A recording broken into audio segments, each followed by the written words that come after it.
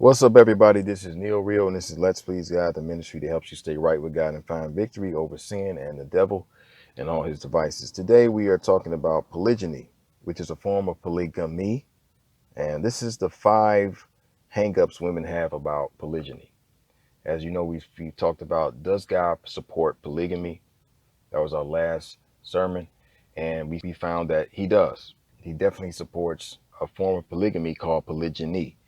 And that's when a man has multiple marriages concurrently. And we also talked about why people don't like polygyny and why they prescribe monogamy. And a few objections that people try to use in regards to the scriptures to say that polygyny is something we shouldn't practice or that is sinful or something like that. So we discussed all of that. And so now we're going to talk about the hangups of it, because aside from the actual truth of the Bible showing you that polygyny is just a normal thing that men practiced, it wasn't even probably called that. It was just, hey, I'm gonna take up another wife. Nobody's thinking about it. It's just what we do, right? Aside from that evidence, women will still have an issue with it, and men may have an issue with it too. So I'm going to talk about the 5 different hangups that women have about polygyny and try to give you some understanding about it. So the first one here is what women will say is, my man belongs to me and I won't share him. My response to that is, you don't get exclusivity over his life as a husband has over his wife. All right. You're coming from an egalitarian mindset where you think men and women are the same. Men have possession over their wives. We've seen this all in scripture. We see that in Genesis chapter 2, verses 18, that the woman was made for the man. And in 1 Corinthians chapter 11, verses 8 and 9, the woman was made for the man. You see all in the Old Testament how women were property, and they still are to this day. And so as a woman, if you're thinking to yourself, your man is your property, you're not thinking correctly. No, you're his property. That's the way it's set up. That's how God created it. There's another scripture that a woman is bound to her man as long as she lives, to her husband as long as she lives. So she's property of him. And so if you think into yourself, well, I'm not sharing my man because, you have no right to even say that. And you notice in scripture, there was no woman in the scripture talking about, I'm not sharing my man and all this kind of stuff, because they understood that that's not how this works. But because women have been told through feminism, this kind of central society, the egalitarianism is that men and women are the same. And so this idea of exclusivity must also pass on to the man. See, women understand that they're exclusive. They can't get into somebody else. But the man is free to have as many wives as he wants to take on. But the woman she's bound to him and she is exclusive to him. She can't have another man on the side. Okay, that would be polyandry, as we talked about. So this idea of he belongs to me and I'm not going to share him, it's selfishness and it's possessiveness. You can't put that on a man and tell him you can't be with anybody else. You're self-centered. That's not how God designed men. You can't take away his biological right to mate with and marry another woman. However, throughout these talks, if polygyny obviously is not for you, then don't do it. Don't get involved in a marriage with a man who is polygynous. Okay? Now, if he changes his mind down the line, let's say you get married and everything was about monogamy, and then he realizes that he can be polygynous, then you're going to have to go with that. Or you're free to leave. If he says he's going to bring another woman in, you're free to leave if that's not something you want to be a part of. All right? That's the first hang up that women have. The second hang up that women have is they'll say stuff like, I get jealous and envious. All right? And I appreciate women that are open about their issue. That's a heart issue. And I've seen women, when I was dating women in the past, they would often say things like this to me. I'm selfish, I'm this, I'm that. But they never said, I'm trying to overcome that, I'm trying to change. It was weird that they would say things like that. And I tend not to deal with those women because they're obviously thinking that those attributes of their life are somehow normal and they're just going to be there. No, you should be trying to work past selfishness and jealousy and envy. So just talking about jealousy and envy, the main difference between envy and jealousy is that envy is the emotion of coveting what someone else has, while jealousy is the emotion related to fear that something you have will be taken away by someone else. In this case, your man that you're getting affection from and attention from is going to be taken away from you by another wife or you envy the other wife because she has, maybe she's more beautiful, or she has other talents, or she's bringing other gifts or value to the family. So this is understandable that this would go through a woman's mind, but I specifically believe this is coming from a gynocentric programming. This is why women are like this, you know. However, in every family, if you just look at it from a child's perspective, if you got 4 kids and a new kid is being introduced, some of the older kids may think, maybe I won't get the attention that I used to get from my parents because of this new kid. And they may feel jealous of that new kid. Well, jealousy is a sin. It's a problem. It's a human condition that's causes issues. So that needs to be dealt with. And we're going to talk about a little bit of that here now. So when you're talking about jealousy, you're talking about a fear of losing affection or attention to another wife. And that's a problem with yourself. You got to ask yourself, okay, why do I feel like my husband that's been with me is now going to shift all his attention to this other woman? Is something wrong with me? You know, and usually it's maybe you're not doing your best, and so you feel like that's going to happen, or you're insecure, or whatever the issue is. You got to put that aside. You have to choose to either get rid of jealousy or not be in that relationship. All right. Another thing here is envy has to do with comparing yourself to somebody else and not focusing on your own strengths or improving your weaknesses.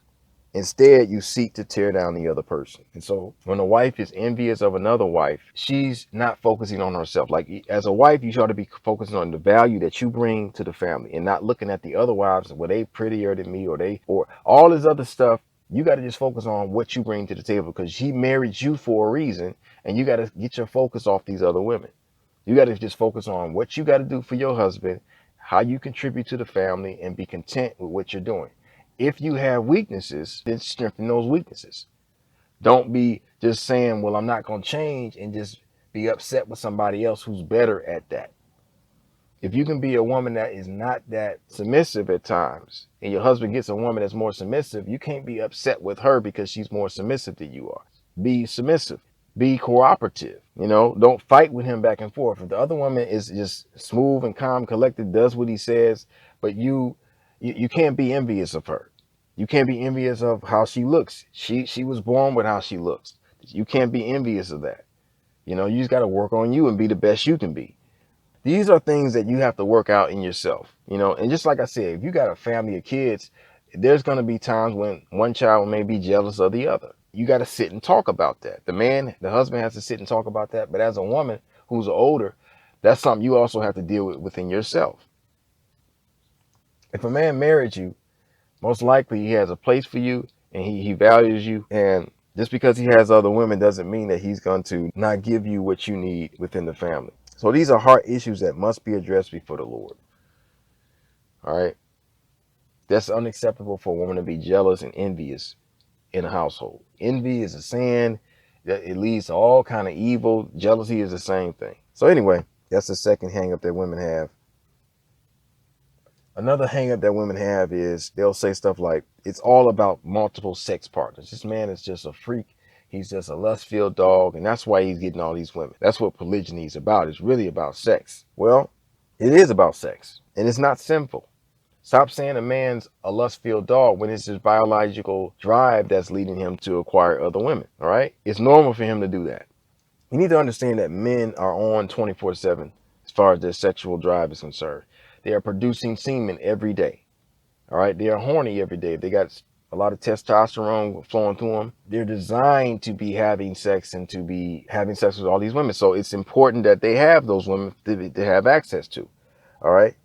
But for women, you have desires and cycles. You can be aroused, but you have a cycle. Okay, you ovulate at a certain period of time within the month, and that whole week, or 3 to 4 days, you're aroused and you really want to have sex.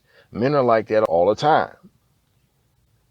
All right. So you're thinking like your man is like a woman. Once again, it's this egalitarian mindset in some cases where the man is like a woman. He's not. There's nothing wrong for him to be that way, because that's how a man is. That's how men are built. Women are built differently. Women like sex, but they don't like it as much, or they don't desire it or go after it as much as a man does. Because a man he's built to procreate.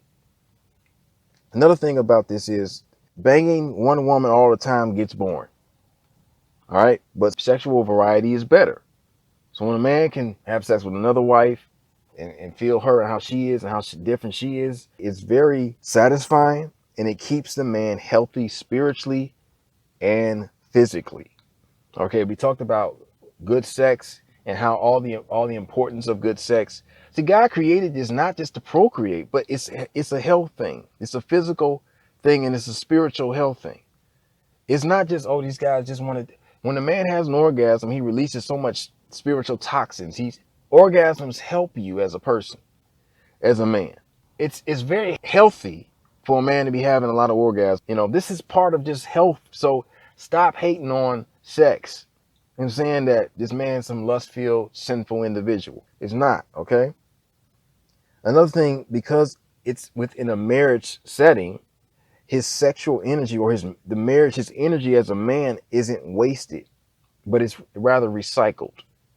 Okay? So if a man is going around banging all these chicks, these random chicks practicing fornication, his energy is being shot out to all these different women. He's giving away his strength to women. And it's not being returned back to him because they're not married to him. They're not bringing back value. They're not working for him. They're not in close proximity to him. So he's wasting his energy. But when he's having sex with his own women within his home family, it's recycling back. Everybody's being blessed. Everybody's benefiting. Okay? So would you rather your man just go around and be a fornicator, or have wives that that where he's being energized every time he has an orgasm with these women, and that energy is being passed back around and recycled within the family. So that's the sex thing. Okay, so stop tripping about the sex stuff. All right.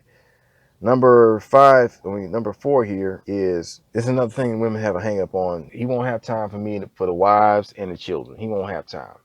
I've seen this argument thrown at men all the time. You ain't got time for all them kids. You got 12 kids. How you got time to take care of each one of them? How you gonna give them that family quality time? How you gonna do that? How you gonna give them time if you got all them kids? You can't do that. They actually make you think that all these polygynists of for all these centuries, they just didn't have time for their children. One guy had 60 daughters in the Bible. 60 daughters. But somehow he didn't have time for them. Because he's doing something wrong. See, this is people just hating on polygyny and not understanding how family works. First thing here is this. There's a difference between quality time and quantity. Okay? You don't need to spend all this time with your children. You don't need to spend all your time with your woman either. Your woman got something to do. She's working on the business, working on the household, whatever the case. All right? And just ask these polygynists and their families how they do it. I encourage you, and I'm gonna have some book recommendations at the end of these talks, at the end of this series of discussions on polygyny. But these people are online. They got YouTube channels. Talk to them, email them. How was this done? How are you able to take care of? And they'll tell you. All right. This is not a handicap to where now children are being neglected and wives are being neglected. So you can't practice polygyny. All right. Polygyny is a team effort. So you got wives operating, taking care of children. They're passing down the instructions from the man. All right. So a lot of what they get from the wives is coming from the man. Okay. He instructs the wives on a certain way to teach the child. And then the child is being instructed basically by the father, but through the mother. Now, when it comes to affection and time for the wives, once again, you got 14 wives. How are you supposed to actually give the attention and time? Look, it can be done. You don't need that much. That's all I'm saying. Okay. See, women think that the man's supposed to just be with them like most of the time, up under them, and just, that's the gynocentric thing that's going on here today, where a man got to be giving all his time and attention to a woman. A man got stuff to do. He's not going to be spending all his time with a woman. All right. And I know I'm not the best at one to explain all this, but I encourage you just to look at some of these polygynous families. Okay. How are they actually doing this? All right. But I will say this, that wives will be given what they need by a righteous man, and they won't be neglected. And then also, the whole thing about women saying, well, what my man's supposed to be, there's something, see, gynocentric programming makes women think that men are for them. And how is he going to take care of me and my needs and this, that, and the other? And she's just focused on herself and not thinking, wait a minute, you know, she was actually created for him. So you should be thinking about how you can take care of him. And if all the wives are doing that, they will, by default, be taking care of themselves.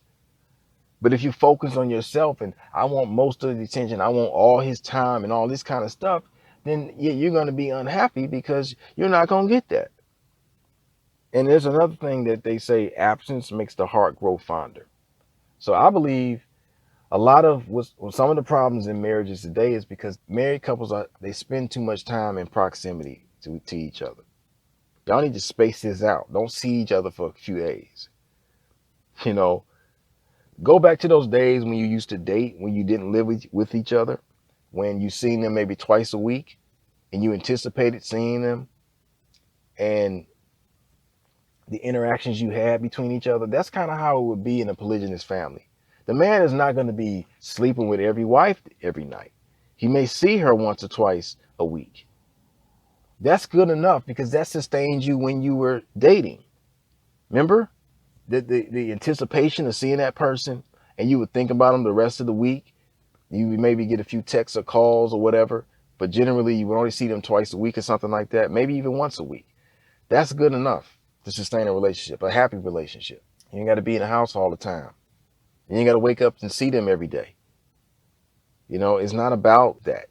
But they put people together so much to where they lose all the, people get too common and they just like, this person again. And that's where marriages tend to go down because they just keep seeing each other every day. Everything gets common and just simple and nothing, the highlight of the person kind of goes away, you know. But when you got multiple wives, you got limited time with each one, that you get the best out of each person and you don't have to see all the insides and the inner outs of everyday life with each person. You don't have to get involved in that, and things seem to be fresher. That's why a man can run multiple wives like that. You know, he's not trying to sleep with each one. He's not trying to lay up with each one and wake up with each one every day. And he can't do that. And certainly they're not going to be in one big bed. You know, like, obviously that's not the case. We're talking about multiple concurrent marriages. That means separate relationships with each woman. A marriage, once again, is not consisting of more than one woman. It can only be one woman and one man. So certain women will have sex with the man on certain nights. Certain women will have their dates where they go out with the man on certain nights, and they got a man, and they all know each other. And I encourage you guys, like I said, in my last post on this about polygyny, I want you to look at some of these books. I want you to follow some of these channels, all right, and really look at it from a perspective of how these people are living, because they can. It's done. It's been done. The people of God of old, they did this. Okay, it was a normal thing. Another thing that women say, and this is the last thing that women have a hang up on: am I not enough? And I've heard women cry to me and email me, talk about their husbands, is, you know, why am I not enough? Why would he want other women and stuff like that? Well, I'm going to give you the benefits of polygyny in my next sermon, but let me answer that question. Contrary to songs and movies, you are not Superwoman. You are not enough. Women in this gynocentric programming think they are everything to a man. And all these songs will make a man think that this woman is everything to him. And the song will be, he'll sing it back to the woman. You're everything. You're my awesome. You're my everything. No, you're not. Ladies, you come with unique skill sets. You bring a certain value to the family and to that man, but you're not every woman. You can't bring everything to him. Every woman has different skill sets, assets, and value to the man. And certain things certain women can't bring to the table. That's just not who she is. She lacks in that area, and she can't be built up in that area. It's just absent, and it won't be there. That's who she is. Okay? Women are helpmates. All right? So one woman can help a man in this area, another woman can help a man in another area. If every woman was all women, or they had everything for a man, then monogamy would be the norm. God would have established it and said, look, your woman has everything you need. Everything you want and everything you need is in that one woman. So therefore, if you get another woman, you are greedy and it's forbidden and you can't do it. And then he'll make a law against it. Say you can't have multiple wives. But we all know that women have certain skill sets and abilities and value that they bring to the table.